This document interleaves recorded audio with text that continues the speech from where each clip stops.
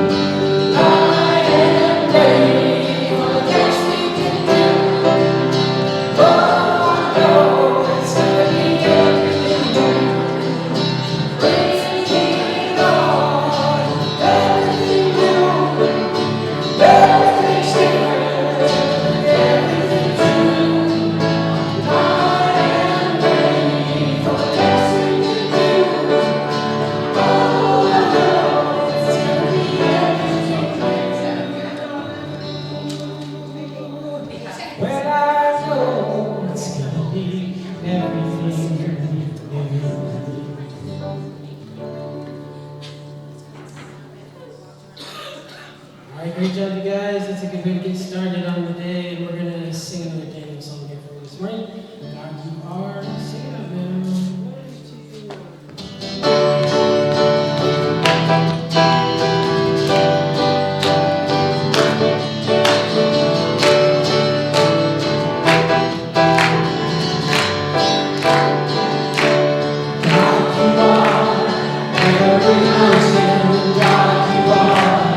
Every ocean, God, you are.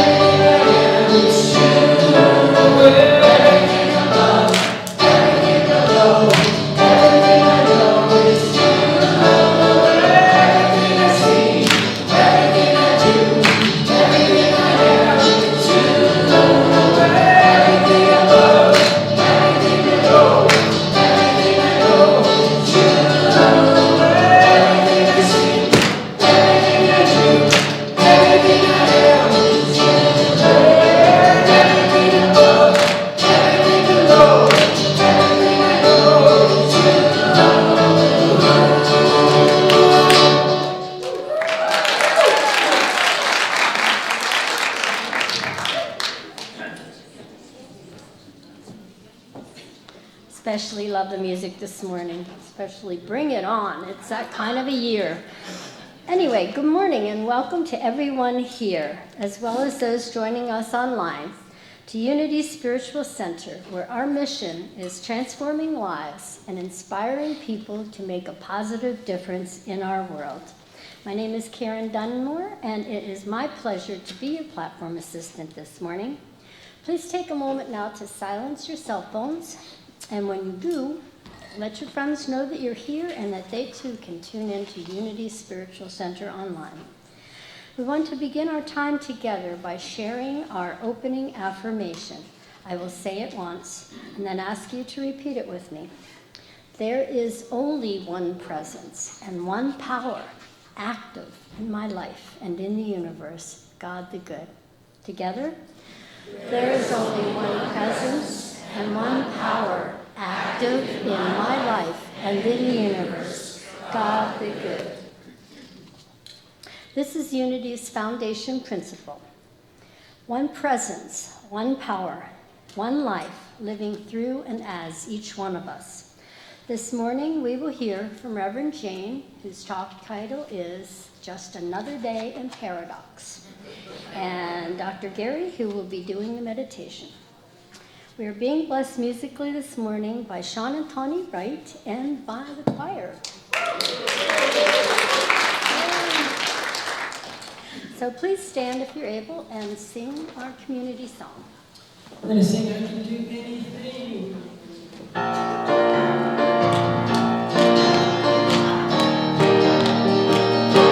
Well, I can do anything I make up my mind to do.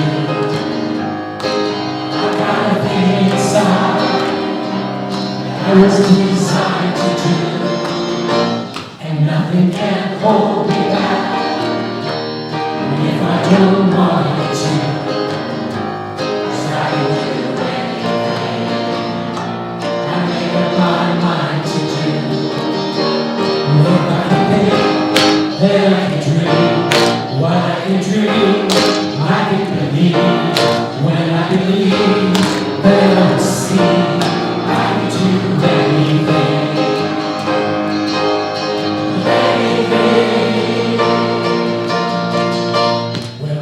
Be anyone that I decide to be.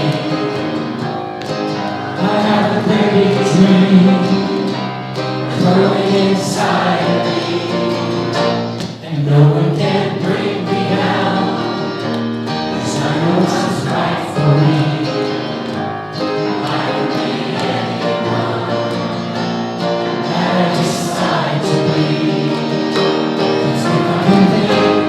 Then I can dream what I can dream. I can believe when I believe. Then I will see I can do anything. Anything. When I can do anything I make up my mind to do. I got a thing inside I was designed to do, and nothing can hold me back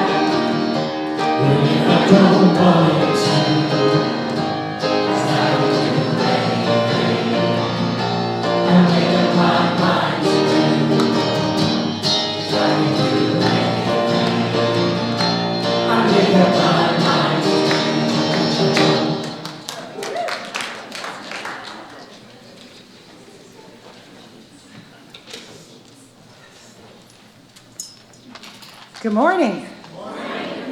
My name's Linda Tweedy, and I have the announcements. Town Hall and YOU benefit lunch today following this service. Hear all the upcoming news for 2020 and support our kids when you donate for a yummy lunch. And there is childhood care available for the meeting. It's time to renew. Beginning today, look for board members to help you renew governing membership for the year. It's just a matter of going out there to the table and signing a little card that says, yes, I want to be a member for another year, because we expire every year now. Only governing members. Only governing members. Power of Presence with Reverend David begins on February 5th through March 25th at 10 a.m. Based on the book, The Power of Your Presence, Bringing Your Boldest Self to Your Biggest Problems by Amy Cuddy. And I have copies of the book in the bookstore if anybody wants to get a head start on it. The Q Process Workshop with Amber McKinsey. During this interactive class, you will experience powerful exercises, multimedia presentations, and meaningful discussion to support you in creating your life, or creating the life you desire. Workshop includes 95-page workbook, 3 debriefing sessions, optional private Facebook group, additional online videos, and coaching support. $50 Unity Spiritual Center members, $100 general public. Look inside your bulletin for a registration form, and we request that when you register that you pay for the class, and you can do it in the bookstore. So is there a prayer chaplain out here who would like to make a, look, here comes Al. It's all yours.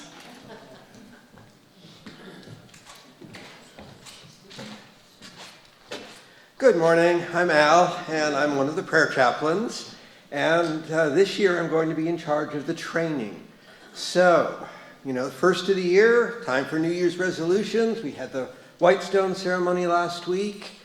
If your resolutions include deepening your prayer practice, developing compassion for your fellow man, and deepening your ability to meditate, then please join us. Our training will be on the 14th of March, and you can talk to any chaplain in the room at any time about joining us. Thank you so much.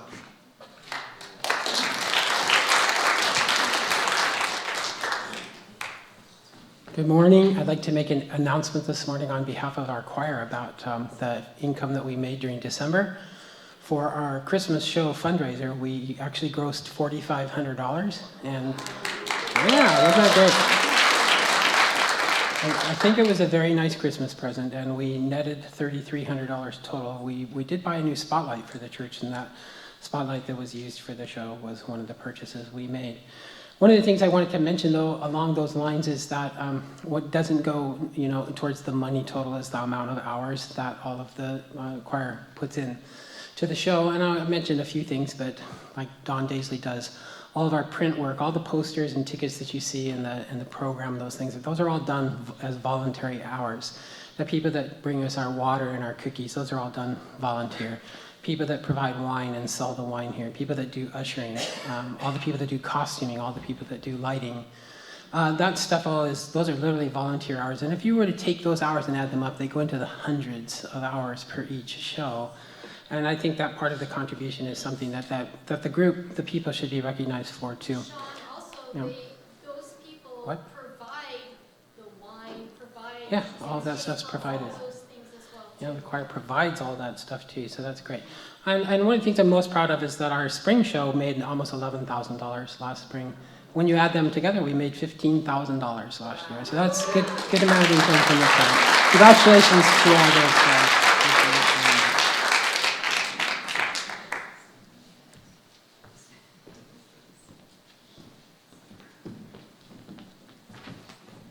Well, good morning. I'm Joan Brecklin. I'm president of your board, and this is Judy Jameson, who's our vice president. And first of all, I want to say that we did end the year in the black, and so we can certainly, the choir and their efforts were a big part of that. And then I'd also like to just share with you what's going on with the board right now. We're very busy. There are a number of new initiatives that we've instigated or that we're in the process of getting going. We've just finished going over the budget, which when you come to the town hall meeting this afternoon, you'll be able to see the details of that and ask any questions. The other things that we're beginning to work on, 2020 is just a really key year for us, I think, as a congregation. We're starting to work on marketing and outreach so that our message can reach a broader audience, so both age-wise, ethnicity, lots of different ways that we would like to become more diverse as a community. We're working on strengthening our welcoming and our volunteer programs. We're looking at how we can increase opportunities for social connection between all of us. And of course, most exciting, we're working on policies and procedures. They really need updating so that we have a strong foundation going into our transition when our dear ministers move on to their next wonderful adventure. So we are, one of the key parts to leading up to doing all of those things is something called mapping what is. And Judy is the coordinator for that, so I'm going to ask her to describe that to you.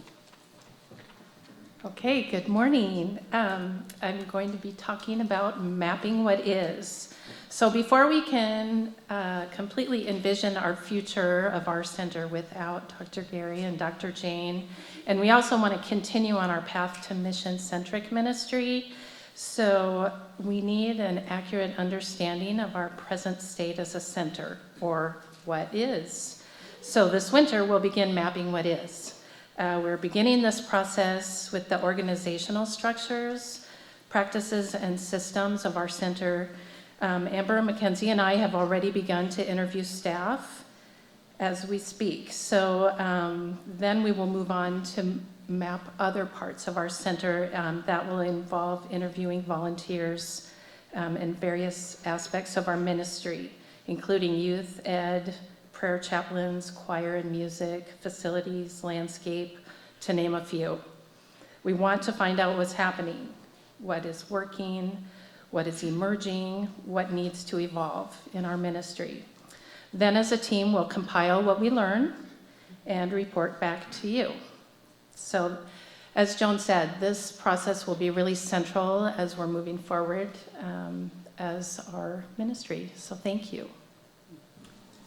You know, the We Can Do Anything song, I think, ought to be our theme song for the year.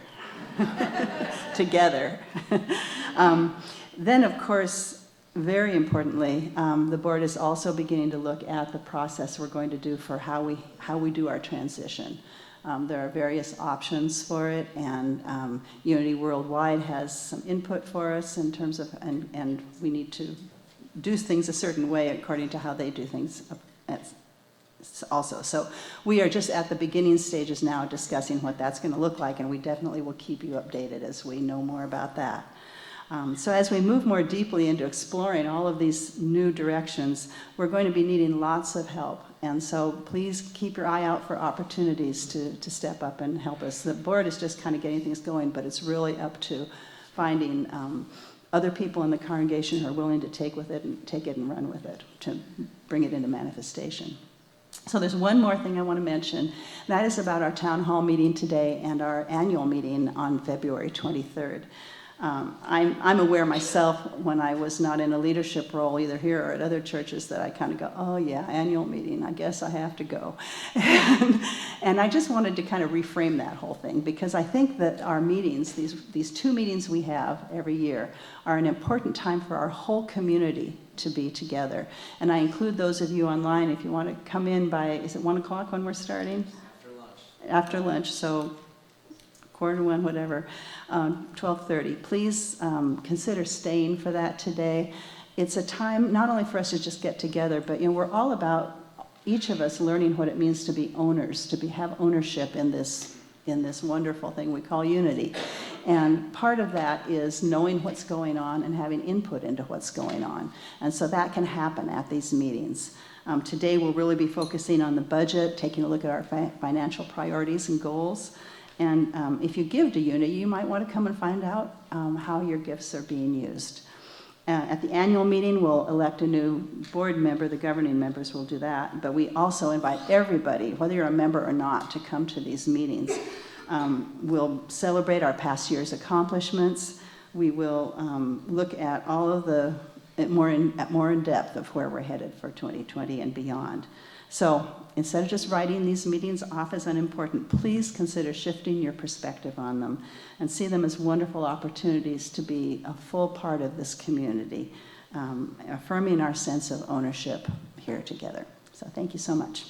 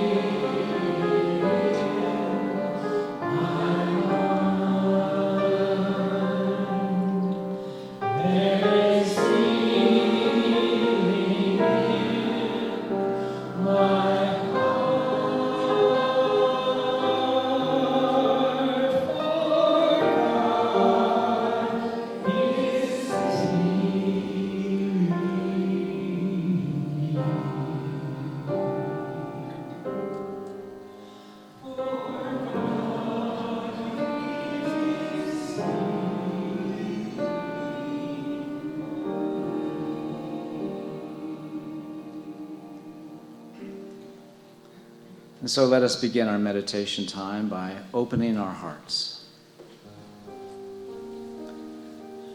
And so bring into your awareness someone or something that you deeply appreciate. It could be a family member, a life partner, a beloved child, a fond memory, or even a playful pet. And as you feel the feeling of gratitude and appreciation, of love, just allow those feelings to rise up from within you. Just imagine this appreciation and love that is beginning to fill this sanctuary as together we create this energetic field of heart-centered coherence.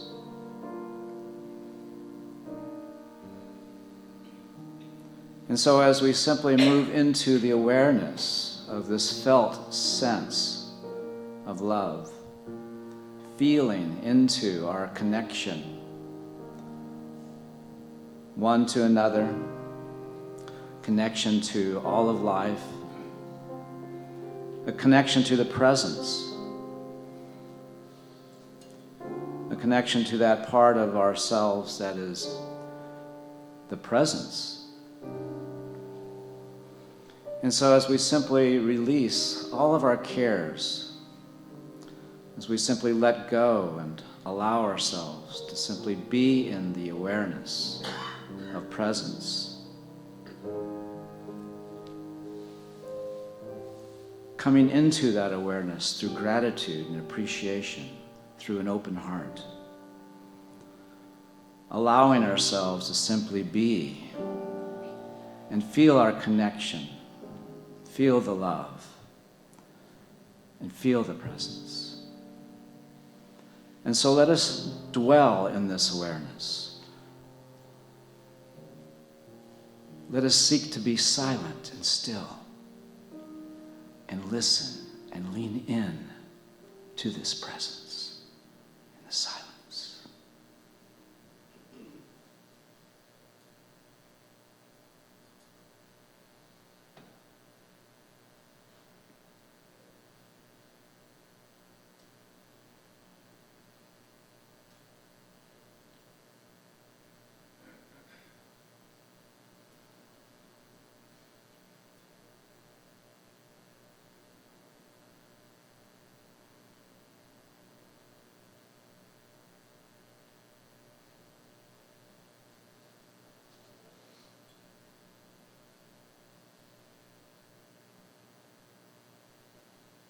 Breathe in and release. Breathe in and release. And so we release ourselves now into the care and keeping of this presence. We give thanks in advance for all the things that are working together for our greater good. And for this we are grateful. Thank you, God. So it is.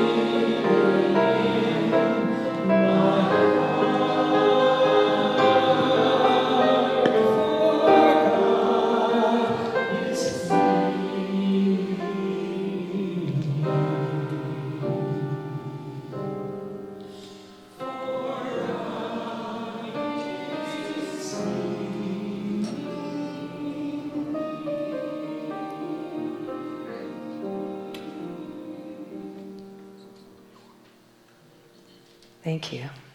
Isn't that a beautiful song? It's just got such depth to it. Thank you.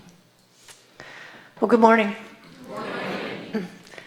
One of the hallmarks of evolutionary transformation, which is what we're about here at Unity Spiritual Center, is an increasing ability to comfortably manage paradox when it shows up in our lives.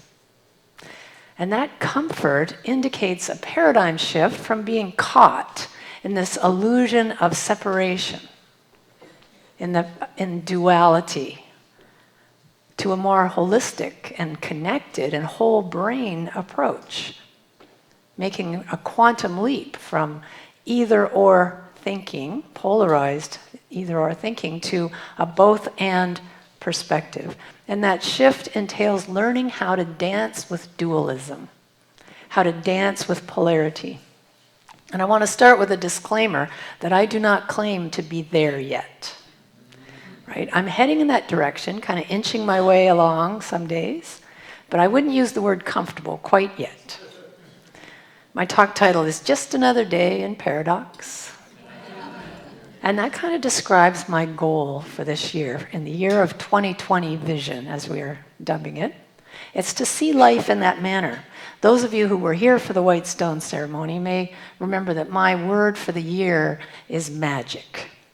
And so every day I am looking for the magic. And what I've discovered is that it takes a different perspective to unearth the magic every day, because sometimes it's very, very well hidden. So I've been on that journey looking for the magic and the joy in each day. And as I have been, I've become aware that there are also challenges and difficulties that are there at the same time, coexisting. And being able to hold the tension in that moment, that's the key. That's the key. There's magic, there's enchantment, there's sparkle in this moment. At the same time, there's challenge, there's difficulty, there's ordinariness happening. And when I can hold that tension with a both and consciousness, well, then it's just another day in paradox. But the problem we run into is that the dualistic mind is not at all comfortable with paradox. Have you noticed this? Or uncertainty.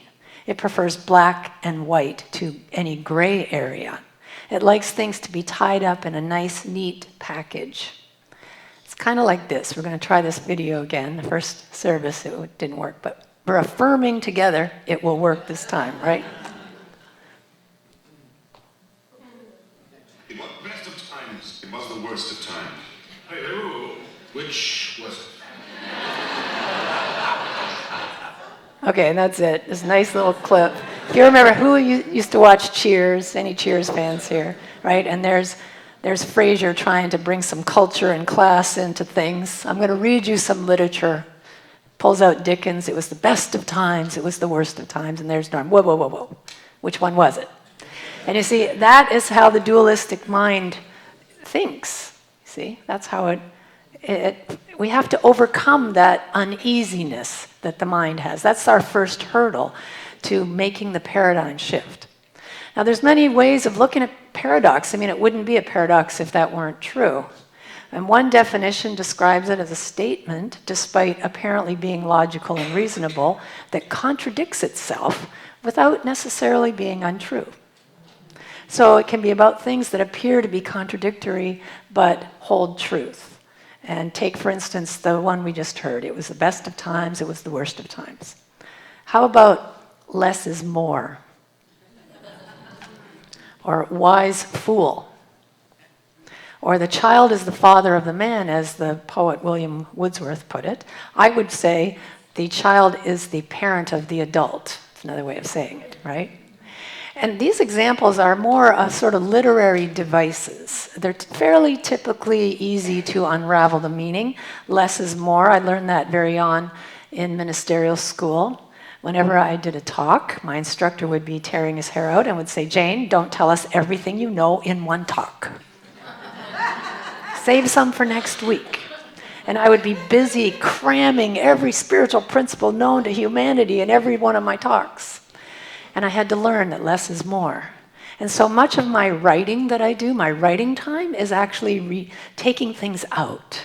That's a big part of the writing process, is, too much information. Save some for next week. Then the wise fool, the ability to tell the king the truth without endangering their lives, belong to who? The court jester, yes. The wise fool. He could tell the truth and survive. And the child being our parent, our childhood experiences shape who we are. They shape our lives. And then there are what you might call ironic truisms that are also called paradox, like the pursuit of happiness keeps it out of our reach. Or the only constant is change. Or the more you try to argue with someone, the less likely you are to convince them of your perspective. Do you know this one? These are not just clever riddles for the mind, they have truth within them. They can actually be a wake-up call when we read them or think about them. They can bring about an aha moment for us. Grasping out there for happiness it will always elude me because I'm looking in the wrong place. I'm looking out there when what I need to be looking for is in here. Change is happening right now. I mean, we can count on it. It's the constant that's always happening. And trying to convince someone else of a different viewpoint is rarely successful. In fact, it will usually cause them to dig their heels in deeper into their own beliefs. So those examples of paradox are all kind of thought-provoking, fairly easy for our left brain to handle. Here's another one. In the Simmons household, there is a paradox. Come on. Both of us have doctoral degrees in theology. So in the Simmons house, there is always a paradox. Okay, never mind. There are not a lot of jokes you can tell from the pulpit. That's one, but But there are others that are harder to grasp, like this one. Okay, so Pinocchio says, my nose is going to grow right now. Do you see the dilemma here? If it does grow, it means he's lying, so it shouldn't happen. But if it doesn't grow, then he's telling the truth, and so it should happen. But then that would mean he's lying. Do you see it? And so these kind of paradoxical riddles are a little bit more mind-bending. There isn't a nice, neat answer that we can make sense of, and they are similar to Zen koans, which are statements that are given to Zen students to grapple with to help them abandon their dependence on the reasoning mind. The most famous one being, what's the sound of one hand clapping? Another is, what did your face look like before your parents were born? That's a Ken Wilber. Ken Wilber is very fond of that question. He asks that in a lot of his books. So they're ambiguous, paradoxical enigmas that are unsolvable by the dualistic mind. That's why it doesn't like it. Personally, I find them highly annoying. But they're designed to move us beyond dualism to a deeper level of understanding. And so in the world of paradox, there are literary devices, clever mind riddles, ironic truisms, and the mind can be annoyed or entertained by these things. But the real power of paradox comes from contemplating the deeper mysteries of reality with a capital R, which the finite mind cannot fathom. Life in a quantum universe is pulsating with mystery and paradox. Is light a particle or a wave? And if you see, it's both, right? You can see both words up there. Are we matter or are we energy? Are we solid? Are we space? The answer is yes. The British biologist Rupert Sheldrake, any Rupert Sheldrake fans here? The man's brilliant. He said this, and he said this during a TED Talk that has been banned by the scientific community. And he says this, modern science is based on the principle, give us one free miracle, we'll explain the rest. And that one free miracle, he says, is the appearance from nothing, in one single instant of all the matter and the energy of the universe and all the laws that govern it. Give us that one miracle, we'll take care of explaining all of the rest of it. Have you ever sat down and contemplated that miracle? Or how about these questions? Who created the creative force? How did life begin? Try to imagine that there has never been a time when life didn't exist. Try to envision no beginning. My mind doesn't like no beginning. I can get a sense of this sort of never-ending infinity, just keep on going, but never beginning? How is that even possible? And when the finite mind tries to understand the mysterious, there's this cognitive dissonance that happens, and the mind scrambles to find the words to explain it. But here's the thing, mystery can't be put into words. The soul doesn't use words. The soul uses silence. It's in the wholeness of the silence that mystery and paradox can rest. And so when it's difficult to wrap our heads around it, that's the time we wrap our hearts around it instead and see it with new eyes, with the eyes of the divine, with the eyes of the greater self, the deeper intelligence within us.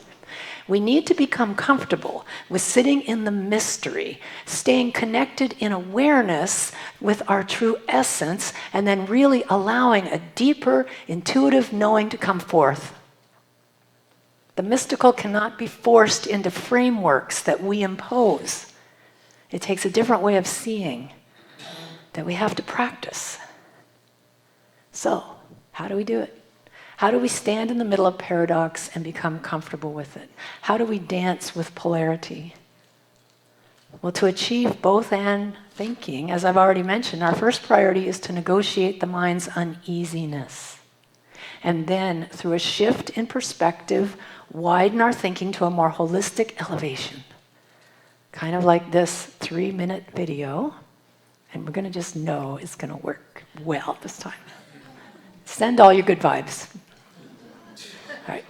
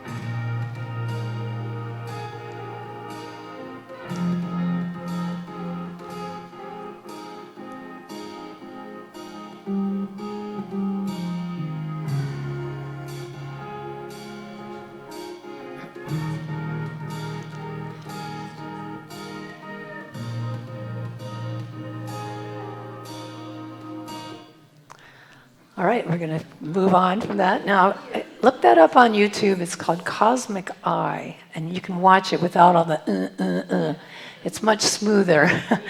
And in fact, it goes on from here and goes right inside the eye and goes even deeper. But we're going to take way too long to wade through that. But anyway, you get the idea, right?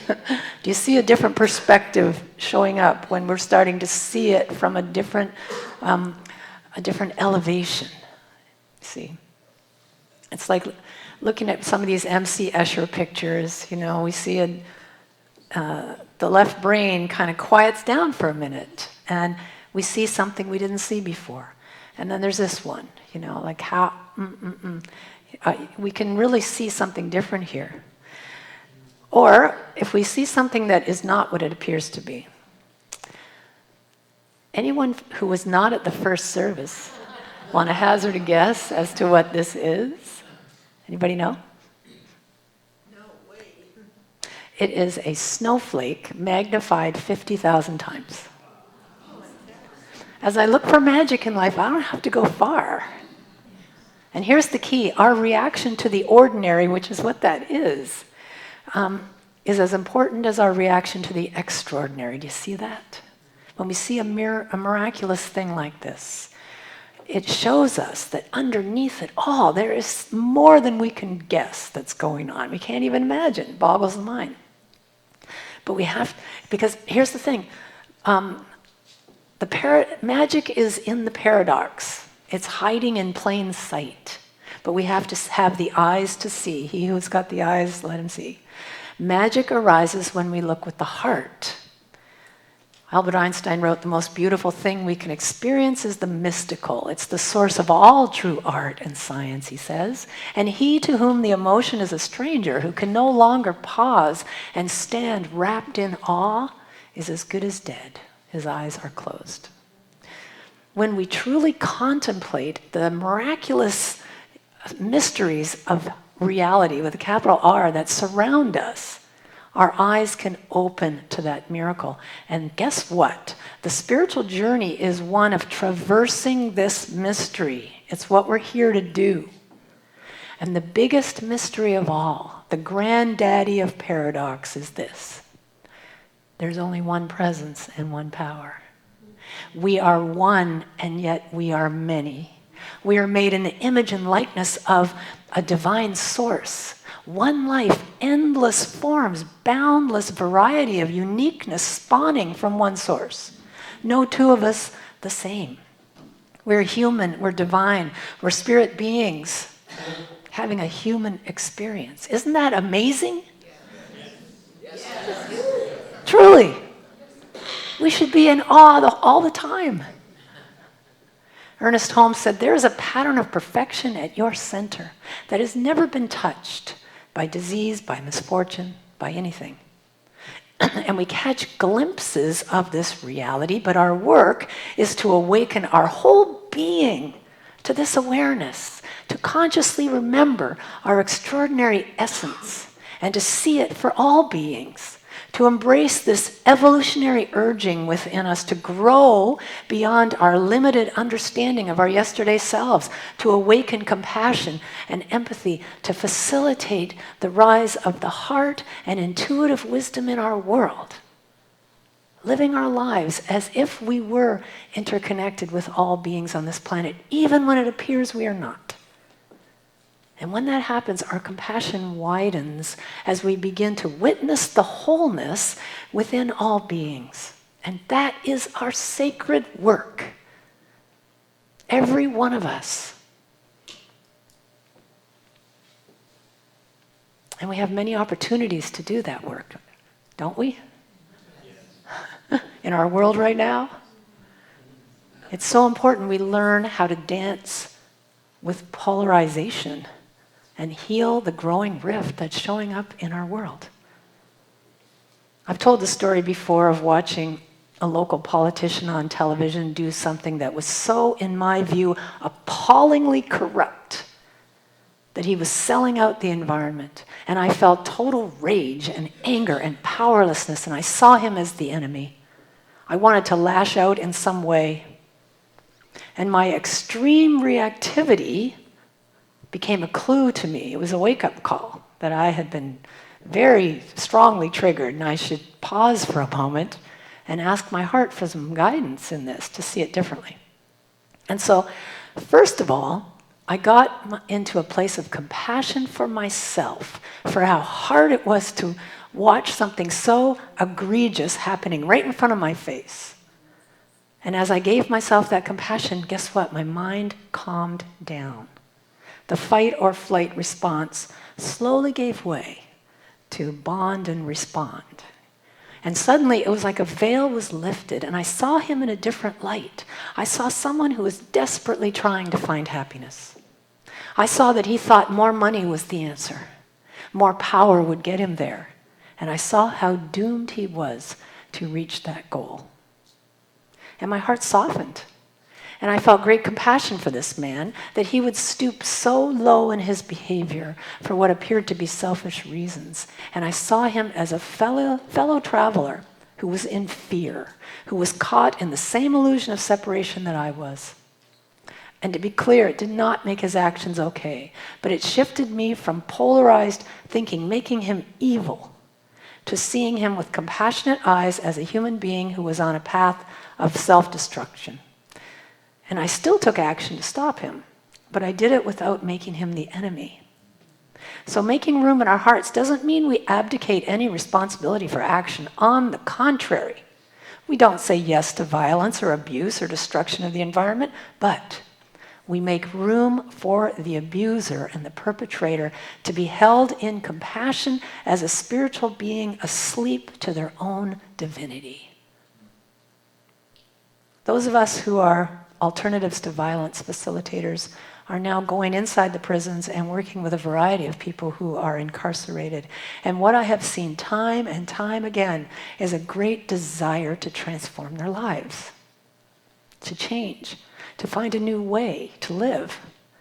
And one of the things that happens when you're doing this work is that you begin to see each other as fellow human beings who've made mistakes, who regret their actions.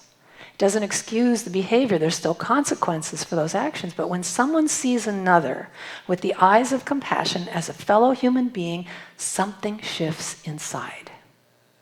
Transformation has room to arise. Do you know what I'm talking about here? And I see the same thing with our young people. Back when I was a YOU sponsor, I saw so many examples of young teenagers going off to their first YOU rally and getting there and being overwhelmed by being greeted with compassion and kindness from their peers. Life-changing. How many of you have witnessed that as YOU sponsors? Life-changing work. No, seeing someone with the eyes of compassion can help them to grow into who they truly are. And that's the key. That is the key. When we allow Spirit to guide our words and our actions, we can manage polarized thinking. There it is, my way or your way. There's the polarized thinking. And the world is crying out for that right now. Would you agree? Yes. The Sufi poet Rumi wrote this. One of my favorites. Out beyond ideas of wrongdoing and right doing, there's a field. I will meet you there. And the author, Pico Iyer, describes it this way. The place behind our self-contradictory ideas where notions of me and you dissolve. This is both and thinking that arises when we really connect with that deeper source and let our hearts lead us. Miracles can happen. Healings can happen where it appears there's no way through. A way through can open up. There were two groups of women who were on opposing sides of the abortion issue. And one day they decided to join forces, to stop fighting each other, to stop the widening polarization and demonization of the other side, and to find their commonality. And they both agreed that neither side wanted abortions to happen. And they started there. And they worked together to lower the abortion rate by providing birth control information to women, making birth control available to lower income families. And they significantly lowered the rate in their community. But they didn't part ways at that point. Why? Because they'd become friends. They stayed together as a group because they had grown to love each other, despite their disagreements, despite their differences. And this is what can happen when we let the heart lead us. A new way shows up that we didn't see before when we open ourselves to possibility.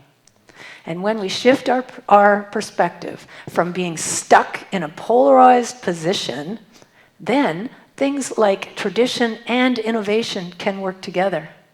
Inclusivity and accountability can coexist. Visualizing our goals, but letting go of the outcome, both can come into play in the creative process. Doing tasks and pausing for reflection, planning and spontaneity. There's room for all of it when we step out of our polarized position that it has to be this way. And we are going to need this kind of both and mindset more and more as we work through some of the issues we face today. And the world needs us to practice this skill.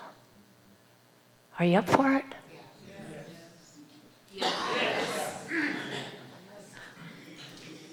That's good, because here's how we do it. When polarization and paradox shows up in your life, first of all, give yourself compassion for how difficult it is to be stuck in that polarity. This is how you calm down the mind. This is how you deal with the uneasiness, self-compassion.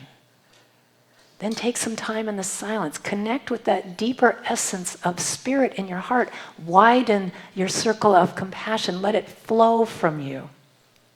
And with a sense of expectancy, trust that this deeper intelligence within your heart can bring understanding, can bring guidance.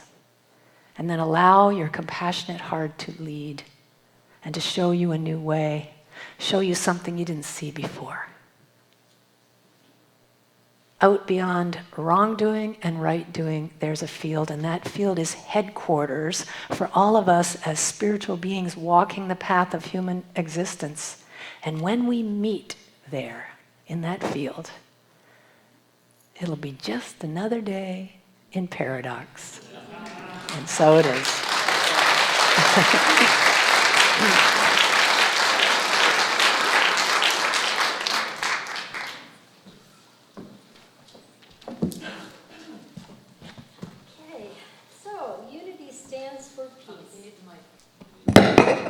Thank you, Jane. Unity stands for peace in the presence of conflict, for love in the presence of hatred, for forgiveness in the presence of injury. Unity honors the many names for God, the many paths to God, for we know that there is only one presence, one power, one life. So whoever you are, wherever you are on your journey of transformation, you are welcome here. We would especially like to welcome anyone who is here for the first time. If this is your first time here and you feel comfortable raising your hand, our ushers have a gift packet for you. So is there anyone here for the first time today? See a couple back there. Anyone else? On the outside of the packet, there is an information that you can fill out if you would like to be added to our mailing list for our weekly e-news update and our quarterly newsletter. If you're interested, please fill it in and either drop it in the offering bag or at the bookstore. Also, after the service, you could take the packet to the bookstore and get a copy of today's service, and also out to the barista stand and get a free drink of your choice. So we are really glad you're here. We would also like to welcome our online viewers. Thank you for joining us this morning. Now is the time to welcome and greet each other with a hug, high five, a wave, whatever works for you. Before we do that, let's begin with our welcome song. We're going to sing Gathering a Song. If you can stand, that'd be great.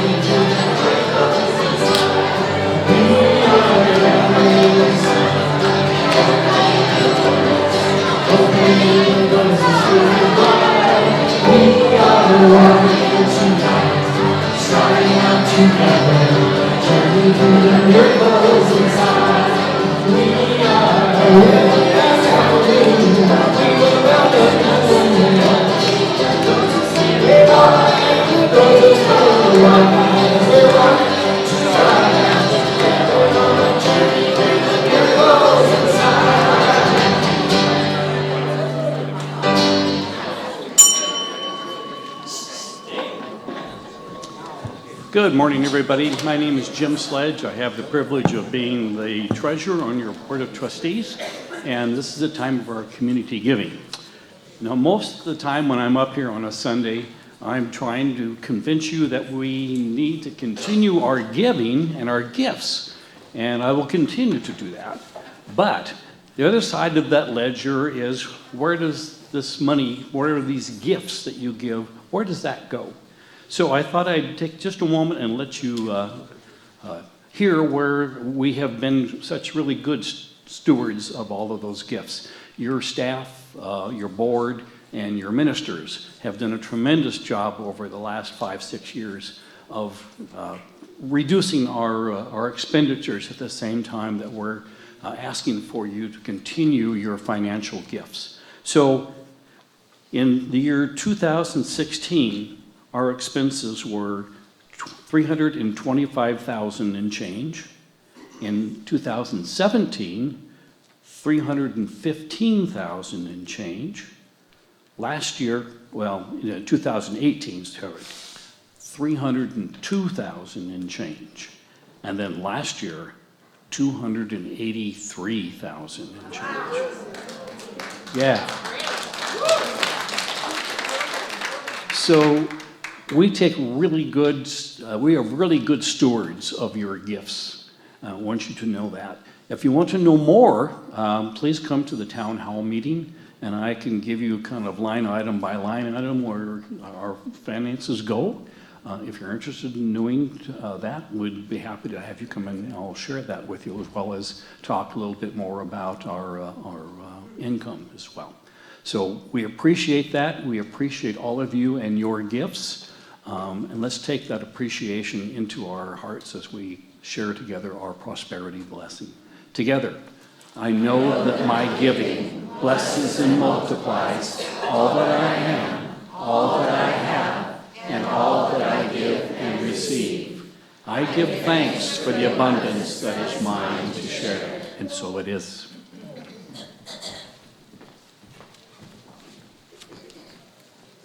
So our song this morning is called They That Wait Upon the Lord. I chose this back in December because it's a gospel spiritual. I wanted to do it for Martin Luther King weekend. And just last week I noticed on the cover that the words from this song are from Isaiah. It's chapter 40, verse 31. And an interesting factoid that is just kind of one of those synchronicity things is Martin Luther King's I Have a Dream speech was from Isaiah chapter 40, verses 4 and 5.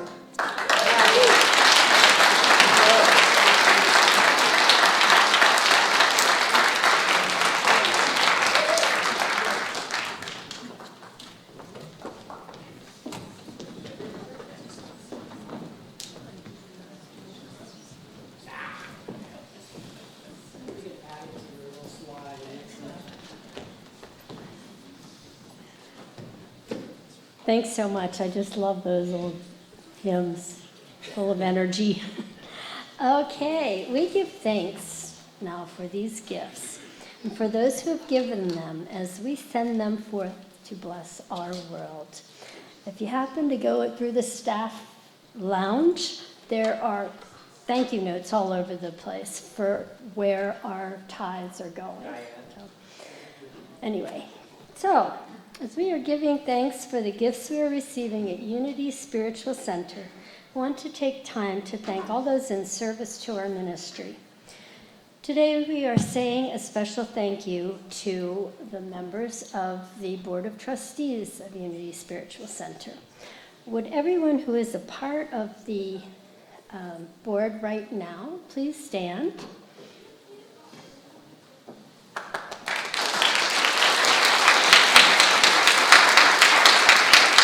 And anyone who's ever been a part of the Board of Trustees here at Unity Spiritual Center.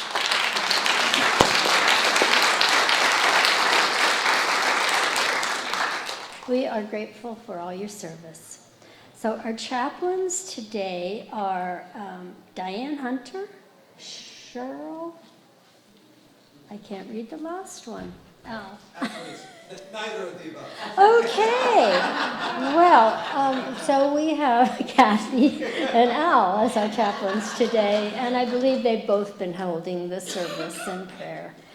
So if you have anything that's heavy on your heart or a celebration you want to share, you could pray with one of these people today, and they will hold it in prayer with you. They will be at the front of the sanctuary right after the service. And thank you for your service today. You can also fill out a prayer request form found in the seat pocket in front of you and put it in one of our prayer boxes. There is one at the back of the sanctuary and one out in the foyer. Our prayer team will pray with you for 7 days, and then the prayers will be sent to Silent Unity for an additional 30 days to be prayed over. And if you know of someone who is in the hospital and has requested a visit from one of our chaplains, please fill in the visitation request form also in the seat back pocket and place it in the prayer box. So I think it's time to welcome our children.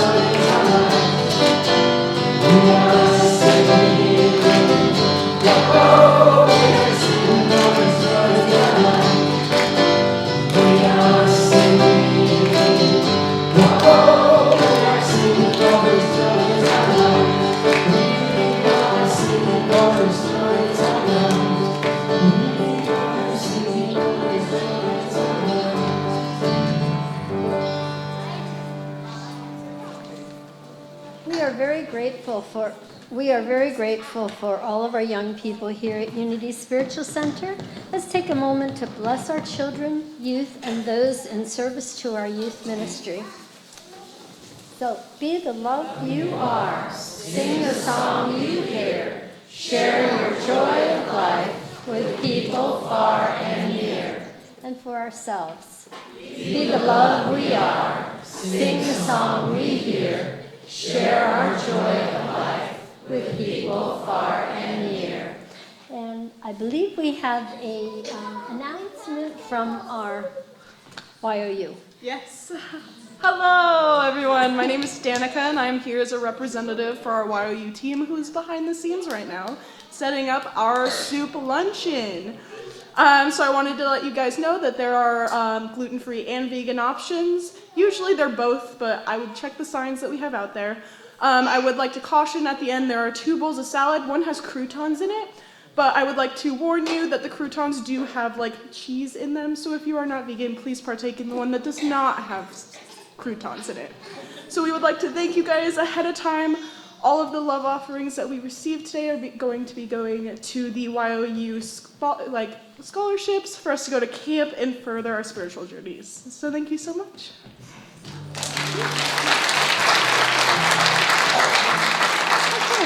Now, if every one of our young people would like to rejoin their family, like to go find.